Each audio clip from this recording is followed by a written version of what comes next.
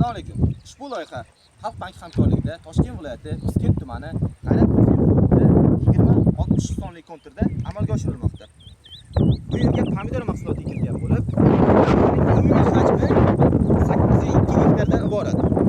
Yerning umumiy uzunligi 370 metr, bo'yiga esa 217 metrdan iborat. Bu yerga ekilgan ekinlar zamonaviy usullar bilan parvarishlanmoqda. Hozirda ekinlar gullash jarayonida. Ekinni yetishtirilishiga 81 kun davom etadi. Yetishtirish jarayonida ekinlar sug'orilgan, tabiiy va mineral o'g'itlar bilan oziqlantirilgan. Ushbu loyihaga 15 ta dehqon xo'jaligi biriktirilgan.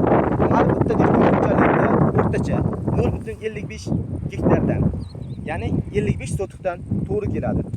Loyihani samarali amalga oshirilishi uchun lider tadbirkor Abloqul ota Hamroqulov fermer xo'jaligi biriktirilgan.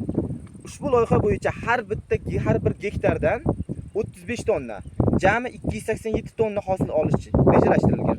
Mazkur ekin yig'ishtirib olingandan so'ng ikkinchi ekinga ham yuqori daromadli ekin turi ekilishi va yuqori daromad olinishi rejalashtirilgan.